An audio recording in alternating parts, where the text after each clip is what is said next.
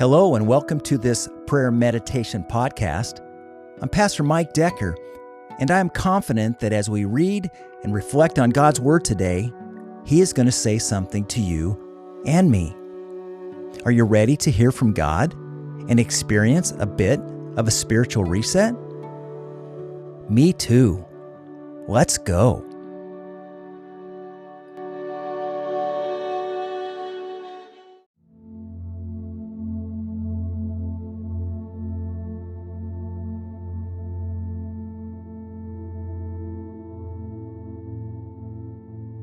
God is with me. I am not alone. God is protecting me. I will not fear. For today's meditation moment, listen to what the Bible writer says in the book of Psalms chapter 27, verses 1 to 3. The Lord is my light and my salvation, so why should I be afraid? The Lord is my fortress, protecting me from danger, so why should I tremble? When evil people come to devour me, when my enemies and foes attack me, they will stumble and fall. Though a mighty army surrounds me, my heart will not be afraid. Even if I am attacked, I will remain confident. Have you ever experienced an evil person in your life? Have you ever been on the receiving end of an evil person's focus? If so, then you likely can attest to the sobering truth that evil people devour. That's what they do. Evil people attack. That's just how they operate. Evil people say evil stuff. Evil people promote evil activities. Evil people are evil. They don't know how to be anything else. That is just how they are wired. Are you familiar with the story of King David in the Bible? If so, you know that long before David ever ascended the throne to rule the nation of Israel, long before David enjoyed tremendous popularity as a king after God's own heart, David first learned how to face and push through suffering. David learned with God's help how to conquer evil people. If you know David's story, you know that as a child, he was the youngest of 8 brothers. And so as the youngest, he was given the job no one wanted, which was to take care of the family sheep. It was a dirty job. It was a boring job. But it was in his role as a shepherd that David made the most of his situation and learned how to use a slingshot, a weapon for protecting his sheep. And so on that day when a lion and then later a bear attacked his flock, David was ready. And he defended his sheep with skill and with courage. And when the giant Goliath spewed vulgarity against the God whom David loved and threatened the nation of Israel in which he lived, with slingshot in hand, David went up against and defeated the giant Goliath, and with that victory instantly gained fame and recognition. Well, as you can imagine, with David's victory over Goliath, everyone became a David fan. Everyone, that is, except his father-in-law. You see, David's father-in-law was King Saul. And so with David's victory and sudden popularity, Saul immediately knew that it wouldn't be long before David would replace him as king. And so King Saul responded in a way that most threatened leaders respond when their underlings threaten their position. King Saul tried to silence David. Worse than that, King Saul tried to kill David. Not exactly the kind of reward one would expect for being the nation's favorite warrior. Friend, have you ever experienced a time in your life when someone tried to harm you? Have you ever served under the authority of a person who was threatened by your skill and ability, and perhaps treated you the way evil people often do? If so, you can likely identify with David. You know, we always have a choice as to how we are going to respond to the actions of evil people, don't we?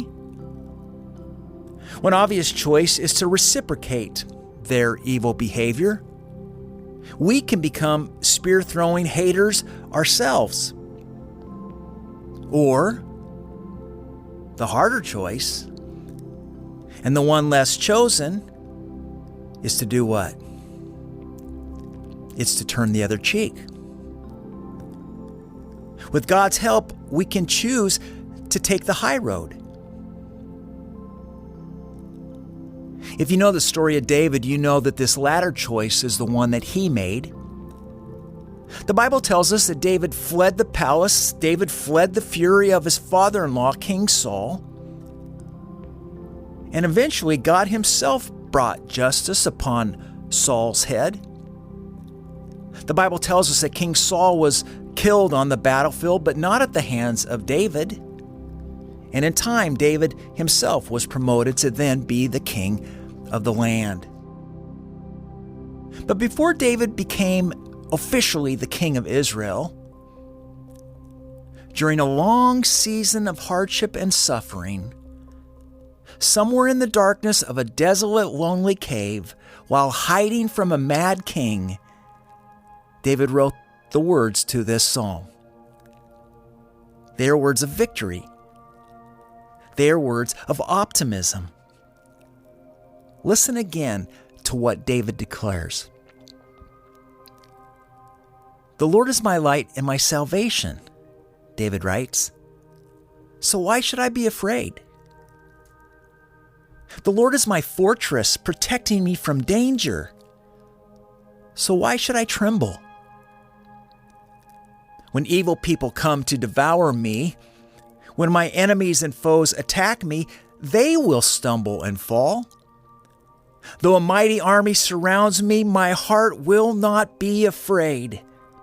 Even if I am attacked, I will remain confident." Friend, will you claim for yourself today the promises that David himself experienced? With God on your side, evil people will ultimately fail. With God on your side, evil people will be conquered. And so if you find yourself in a hard place today, where people are criticizing you,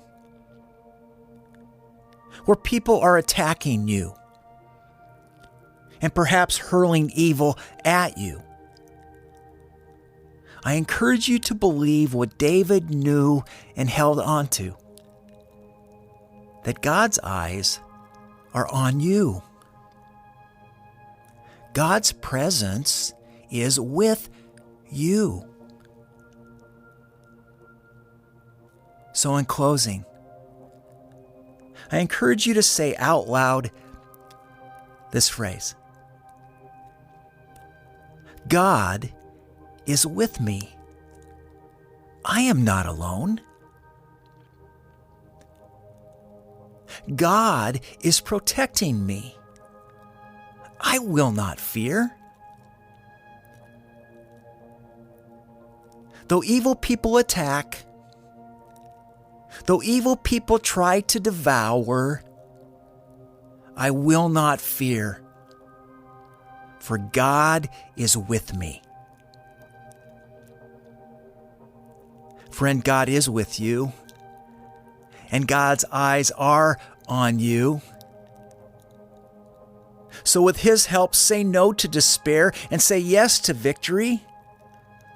For as God was with King David, so too is He with you today.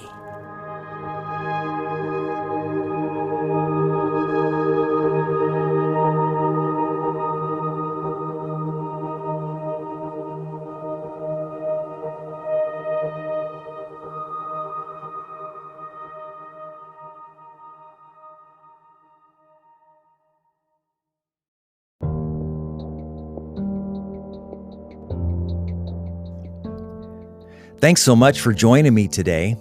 I would love to hear from you. The easiest way is through our Palm Harvest app, which can be found at hellopastormike.com. hellopastormike.com. There are a number of cool features on the app, like this meditation moment, and so I encourage you to download it, use it, and even share it with a friend, because together we are stronger. I'll see you soon.